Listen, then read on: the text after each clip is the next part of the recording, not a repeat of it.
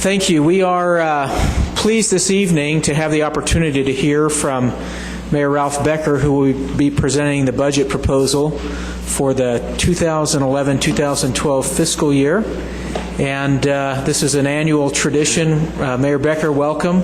We're glad to have you with us, and we'll turn the time over to you for your budget presentation. Thank you. We're changing the location of the tradition.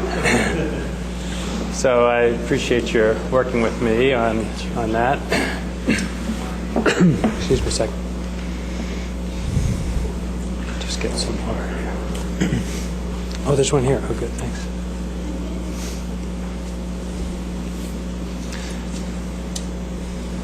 Good evening, Chairman Love and City Council members. With difficult economic times, our city budget has seen great change. None of us have been immune to the financial challenges of the last 3 years. Like individuals, families, and businesses throughout the city, the state, and the nation, we've had to adjust physically and philosophically to new economic realities. With shortfalls measured in the tens of millions of dollars over the course of my administration, we've worked to identify savings and become more efficient. We faced the painful action of layoffs while we worked to meet our responsibility of providing and maintaining quality, basic services for our residents. Difficulty, Oliver Wendell Holmes said, creates a capacity to handle it. The difficult but necessary actions of the last few years have moved us toward a budget that is sustainable. Economic challenges have pressed us to make tough, thoughtful decisions about how we effectively and efficiently provide city services. Our department directors and their staffs and our nearly 3,000 city employees have labored and sacrificed to meet the demands required and expected in our capital city. The budget I present to you this evening demonstrates the capacity of Salt Lake City to meet challenges.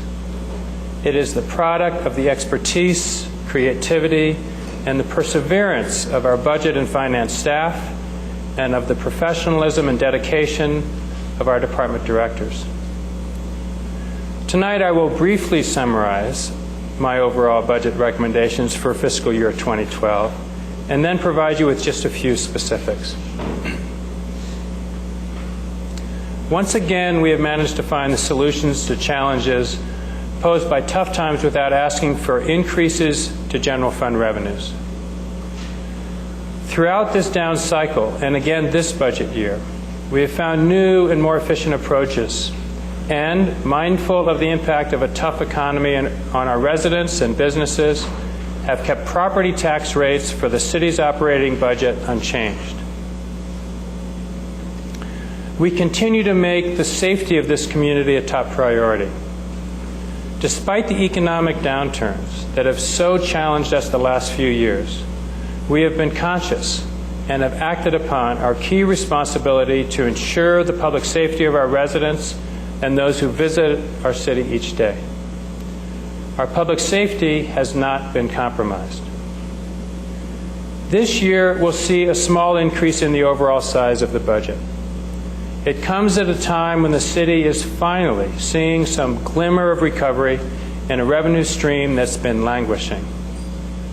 While our new and leaner approach has garnered savings in almost every area, it is absolutely critical that we look to the future and stay engaged in the work of ensuring prosperity in the better days ahead. A major goal for this city, and one that has been the focus since I came into office, is the creation of an ongoing budget solution that comes without long-term consequences of structural imbalance. While one-time funding can make a great Band-Aid for near-term challenges, it is ultimately money that will not sustain us. This year, we have nearly met the plateau, a goal this administration has worked so hard to attain, a truly sustainable budget. We're using less than $500,000 of one-time money for ongoing needs, a figure most would have thought impossible to achieve just a few years ago. To help build a sustainable budget, we are proposing a handful of new, proven programs that more fairly distribute costs and lay a solid foundation for our financial future. The Good Landlord Program, which you adopted almost 2 years ago now, looks to incentivize appropriate and fair landlord-tenant relationships while reducing the burden on taxpayers who fund the city administrative services that address neighborhood issues. The backbone of this program is one of training and education and has found great success in our region and across the country. The administration is also proposing implementation of a new enterprise fund. The city's street lighting infrastructure is aging and in need of replacement and updating. This fund will accelerate our sustainability objectives and allow for a speedier transition to cost-saving practices while protecting the safety of our residents and spreading the burden of payment more equally among all property owners. Our city is noted for the excellent services we provide. Because Salt Lake City is service-driven, our largest budget item is personnel costs. Rising healthcare costs and diminishing revenue have significantly impacted our city employees over the last 4 years. The administration is recommending pay increases this year to address in part an increase in participation in the cost of health insurance premiums. I acknowledge our employees who take pride in the work they do. They have continued to work with skill, dedication, and vision through tough and economically challenging times. Earlier today, I was asked by a reporter if this budget contains any big initiatives for our city. This budget, I responded, details our ongoing commitment to the delivery of basic services and incorporates some proposals for new revenue. But it is also reflective of a disciplined orientation that allows and promotes a continuing, thoughtful effort to plan for and advance many initiatives that promote and ensure a sustainable quality of life here in our beautiful capital city.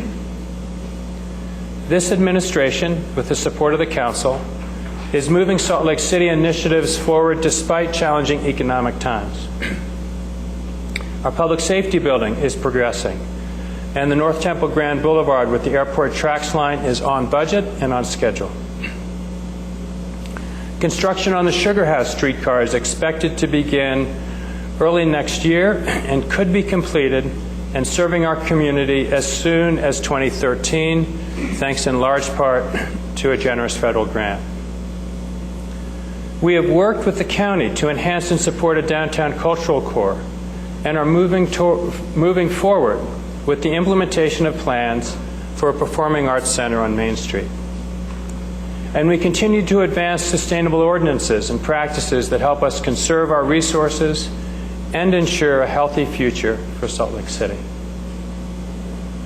There are many exciting initiatives ahead for our city.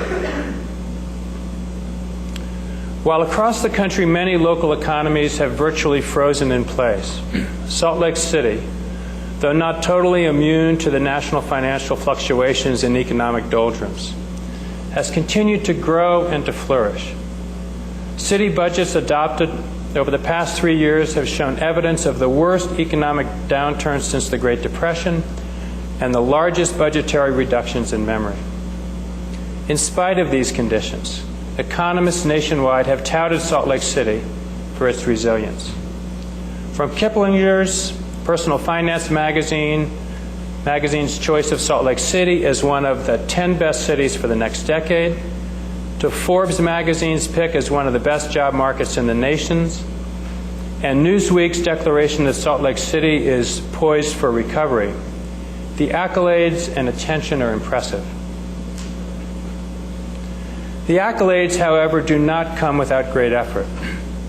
Thanks to the hard work of our employees and thanks to the investment of businesses and the ingenuity and strong will of our residents, Salt Lake City is staking a claim as a great American city.